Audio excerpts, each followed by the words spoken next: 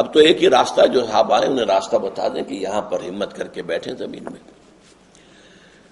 وہاں پر انہوں نے پی ایچ ڈی حاصل کی ہے اور وہاں کافی بڑے ایک سمجھیے دانشور سمجھے جاتے ہیں.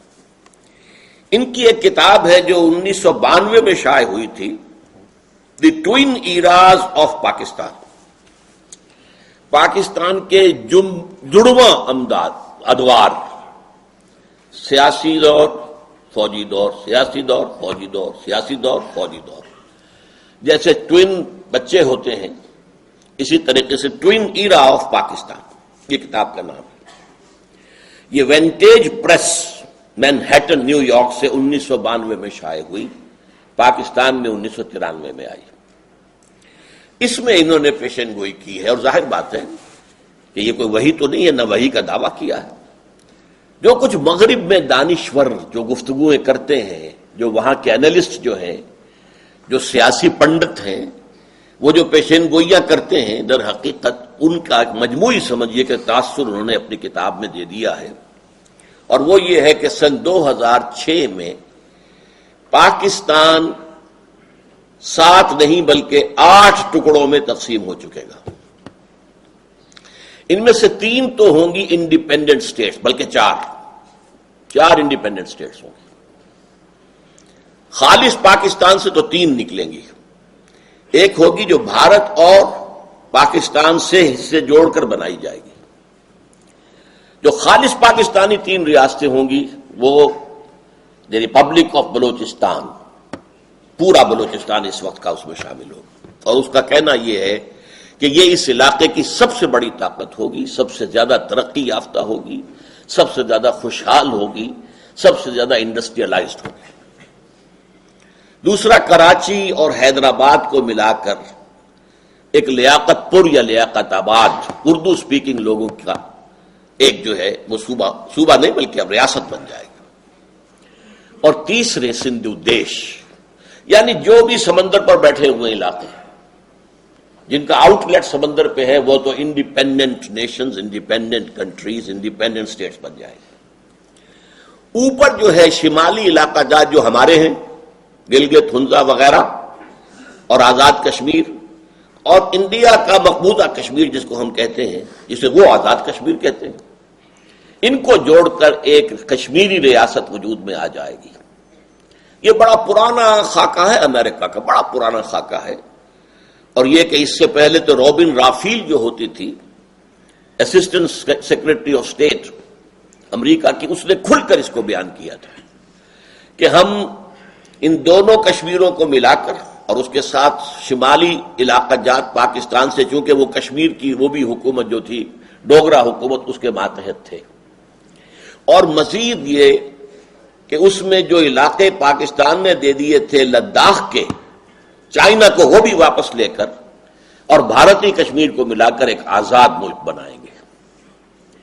اس کے بعد بہت عرصے تک یہ آواز نہیں آئی تھی. کل پھر آئی ہے. امریکہ کے ایک سینیٹر نے یہی بات پھر کہی ہے کہ کشمیر کے مسئلے کا واحد حل یہ ہے کہ اس کشمیر سے بھی، انڈین کشمیر سے اور پاکستانی کشمیر اور شمالی علاقوں سے دونوں طرف سے فوجیں ودرا کر جائیں، انڈین بھی پاکستانی بھی، اور یہ یونائٹڈ نیشنز اسمبلی کو دے دیا جائے علاقہ.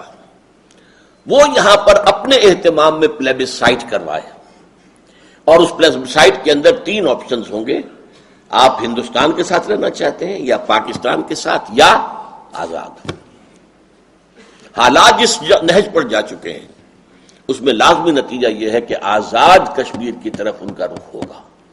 اب پاکستان سے ڈسلیوژن ہو چکے ہیں، اور پاکستان سے تو اب وہ کہتے ہیں نا ہمیں دھوکہ دیا، مروایا ہمیں، اتنے لوگ ہمارے مروا دیے اور اب اپنے ہاتھ اٹھا دیے، بٹرے کیا ہمیں. لہذا اب ان کے آپشن میں پاکستان نہیں آئے گا، آزادی. اور یہ آزاد ریاست جو ہے یہ امریکہ کی سازشوں کا گڑھ بنے گا. یہ ایک نیا اسرائیل بنے گا. ایک اسرائیل ایشیا کے ویسٹ میں ہے، ایک اسرائیل ایشیا کے بطن میں، ایشیا کے ہارٹ پہ درمیان میں قائم کیا جائے گا. اس لیے کہ کنٹینمنٹ آف چائنا پالیسی اب اسی طریقے سے ہے امریکہ کی جیسے 40 برس تک containment of Russia of USSR policy تھی. اس کے لیے اسے یہاں قدم جمانے کا موقع مل جائے تو اور کیا چاہیے.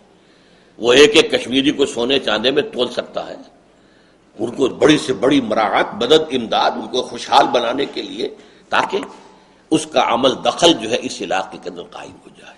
بہرحال میں نے تھوڑی سی تفصیل اس کے بیان کر دی کہ یہ پرانی اسکیم ہے جو اب پھر اٹھ کر سامنے آ رہی ہے.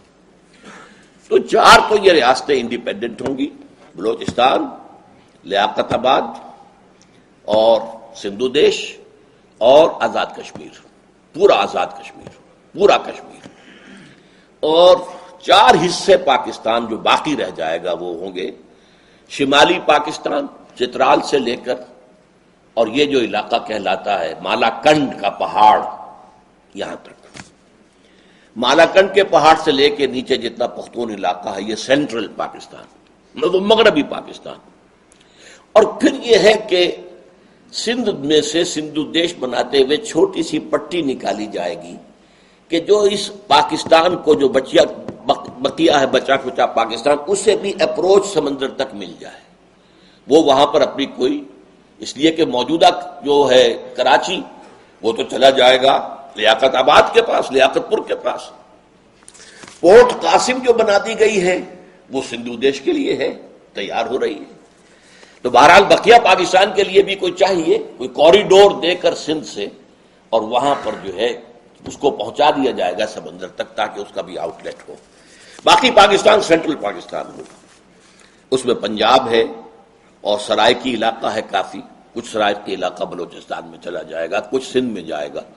جو باقی ہوگا وہ اس سینٹرل پاکستان میں آ جائے گا.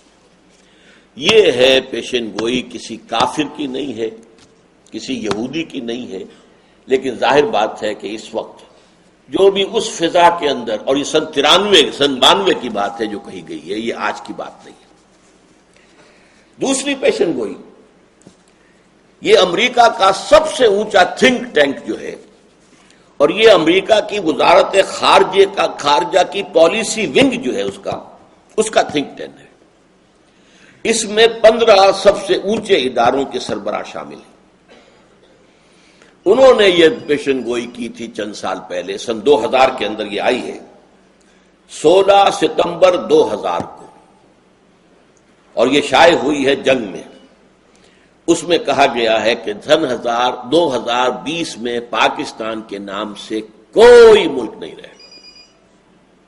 گویا کہ وہ حشر کہ جو ہوا تھا سلطنت عثمانیہ کا اور USSR کا، وہ پاکستان کا بھی ہو جائے گا. جنگ نے اس خبر کو شائع کیا، سب سے پہلے یہ شائع ہوئی تھی رپورٹ بھارت کے ایک جریدے آؤٹ لک میں.